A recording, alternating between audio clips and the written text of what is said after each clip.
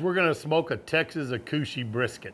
You heard it right. West Texas has sent me a beautiful Akaushi brisket, and we're gonna cook it up today. So stick around so I can show you exactly how to make a beautiful brisket like this one. I am Chef Johnny. This is Texas style barbecue and cuisine. Appreciate you stopping by.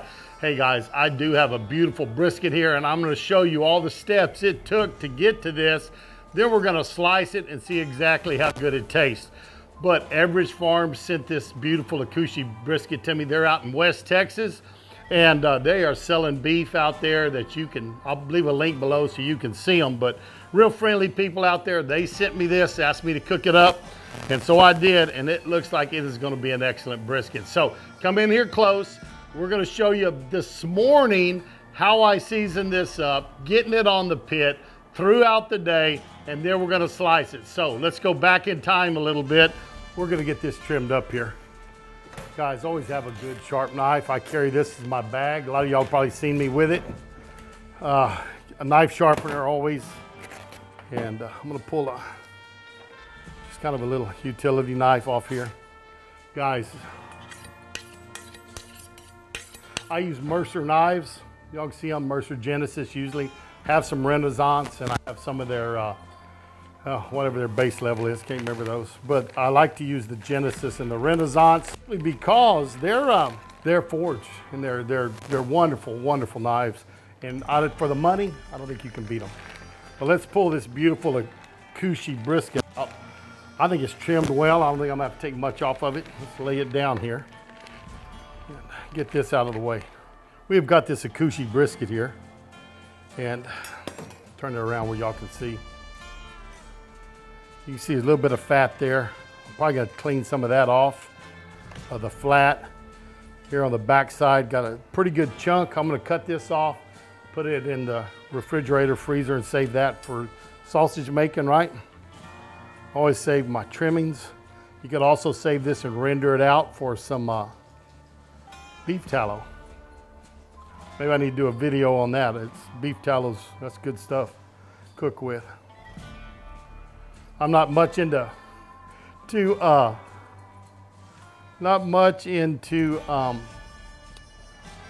injecting briskets with tallow, but I will cook with tallow and use it in different aspects. That will be fine. Take a little more off up here, let y'all see that.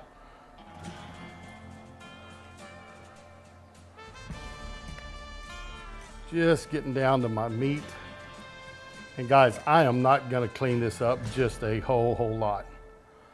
I'm gonna leave a lot of fat on it. This is a Akaushi Angus Cross 50/50. Coming in here from West Texas, Everidge Farms. They sent this out to me to give their meat a try. So we're gonna try it on my birthday brisket right here. Ought to be a good one.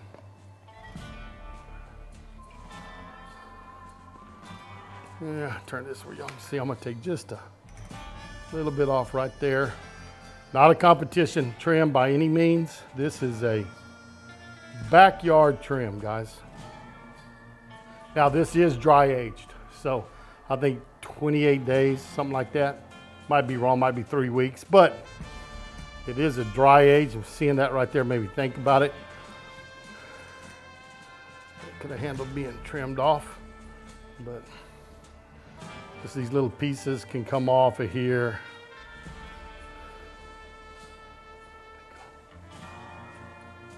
This is their 10 to 12 pound of their medium briskets. I think they're $100 on their website for one of these. Turn this around where y'all can see it. Look at that. Look at that marbling right there. A lot of fat. Should be a nice moist brisket for tonight. Family's coming over. I'm cooking up brisket, and y'all will see some sausage on here in a minute, a few other things I'm doing for my birthday, but I'm gonna get this knuckle off of here. Always take that off. It is pretty early in the morning. I told y'all we were going backwards a while ago to see me do this. So, trying to have this on by 8 o'clock. That way I can have a 10-hour cook and have this off by 6 o'clock tonight. That's my plans. And it should work out that way. We usually don't see fat on this top side of this brisket, but this one did come out with some on it. So if you were gonna pick one of these up for a competition brisket, you may want to trim, well, you'd need to trim all this off, right? Get it off the top of that brisket. Since this is for the family, I'm not gonna worry that much about it. Woo, look at that, look at that, look at that. Guys, that's pretty. You can see that marbling down in the striations of the meat here. Again, good sharp knife. This is a little bit frozen still. It helps you trim. This soft fat will render off, guys. That's why I'm not gonna worry about taking it all off. Sure, not like if I was a competition brisket or something like that. Guys, that is a nice brisket. You can see some marbling off in there, which I like. This soft fat will render away. I'm not gonna worry about it. Okay, let's just kind of pat this dry. I cook mine fat side down.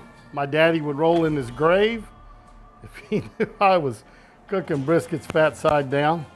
Folks, I don't always use a binder. I really, really don't. Today I'm going to, just to show y'all what I would use for my binder, is Maggi seasoning. I call it Maggi sauce a lot of times, but that's what I use. Umami flavors. Harry Sue actually showed me this trick years ago. But some people use Worcestershire, different things, but I like this pretty good. So this can be my binder. Let's see if we can season this. Yes, guys, that's not garlic. If you saw the Bolners, that's just what my mix is. This is my mix. It's gonna be not a a lot of flavors on here.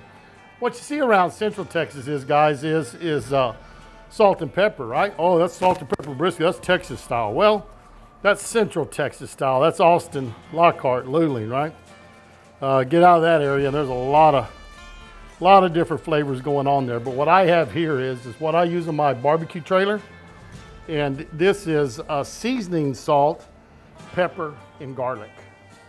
So not a whole lot, but one thing I wanted to do was, because I wanted to taste the flavor of this Akaushi, Texas Akaushi, right?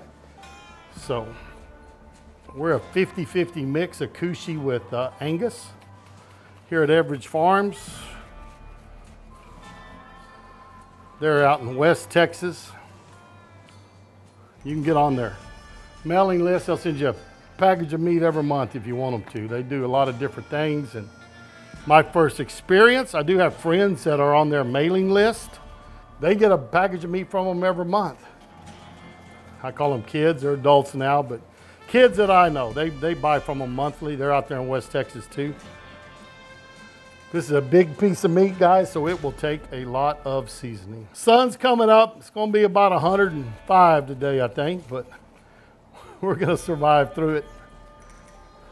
We'll let this sit here for a minute, sweat out some, go check my fire. Okay, let's get this brisket on there.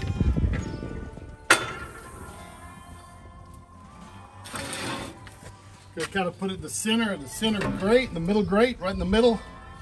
Always squish it together, right, guys? Close it up and let it go. See y'all in about 4 hours. 3 hours in, looking good.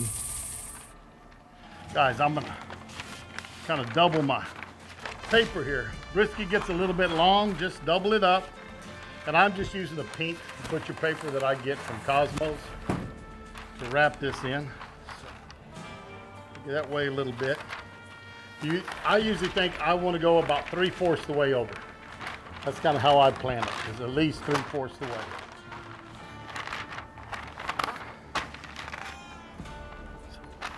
So, it goes there. Fold it up. Get this one. There we go. You want to kind of tuck it tight right there. Good tight roll. Pull everything tight. And see where you got a little tag in? Just pick it up and fold that under. All right. that's our brisket. Nice and snug. Get that back on the pit. And I figure a couple more hours wrapped and this brisket's gonna be ready. I'll stick a probe in it so we can watch it. An Akaushi usually gets cooked a little bit before a regular brisket will. Normally at that 203, this one may be ready a little before that. So when it starts getting up close to 200, we'll get a probe and see if it fills. And if it feels right, no resistance, then we're gonna go ahead and pull it. But let's get it back on that pit, let it go for at least a couple more hours. Like I said, we're 6 hours in, I figured 10. It's not gonna take that long. We're gonna be between 8 and 9 hours to get this brisket finished, but let's get it back on the pit. All right, it's time to get this off. We're at a little over 200 degrees, so I'll pull it out. You can see I got my meter in there. Just put some chickens on, you can probably see those. And I got my sausage going on in just a little bit. I'm gonna take my new probe here, this pin, and just kind of feel it.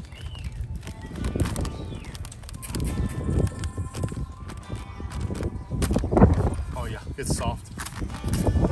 Time to let it rest. We'll let it rest on for a couple hours and then we'll slice it up and see how it is.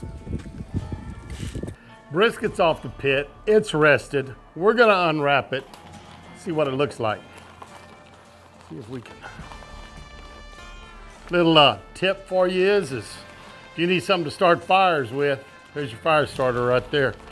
Get you a place to store these. Metal trash can outside maybe, right? Well, here we go. Let's look at this beautiful brisket. But that is looking beautiful. Give you a little close-up look at it. You can see it in there, but we're gonna get that out and give it a slice and see how this Akaushi brisket is. Let me get my slicer out.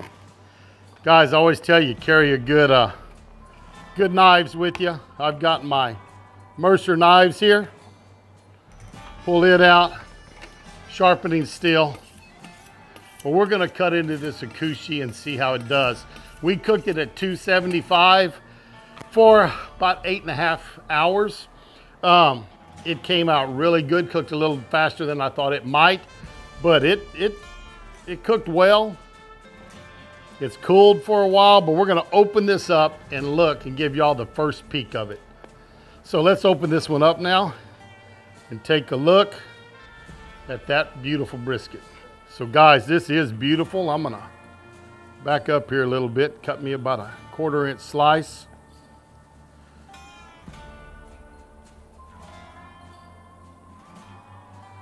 It's getting cool. This brisket's been sitting for a while, so it's not draping perfectly, but look at this. It pulls apart easy. When it was a little hotter, I guarantee it would have draped over your finger. Wow. Great flavor. Here we go, a little thinner slice. That is pretty.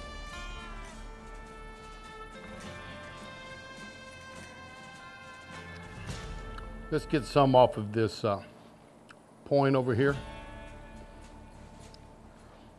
Oh yeah, look at that one. Folks, I don't think there's anything at all wrong with these. Let's cut into this point. I'm kind of turn this over here.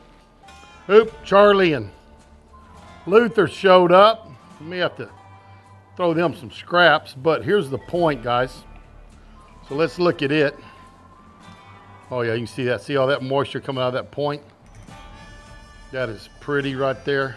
So I think that is a tremendous brisket. Guys, this is a beautiful brisket for my birthday today. Everidge Farms, thank you for the birthday brisket.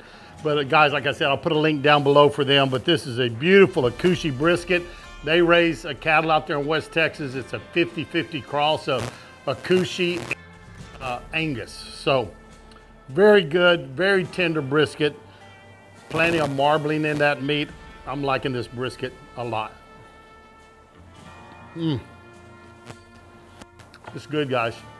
If you're looking for that quality brisket for a special occasion, or if you need, hey, some fillets, maybe a ribeye or some sirloins, anyways, get on there and look at them. They have a monthly delivery where they'll send you a variety box every month. They do a lot of different things over there, but Everidge Farms are good people over there. They're raising some fantastic cattle. I'm liking this.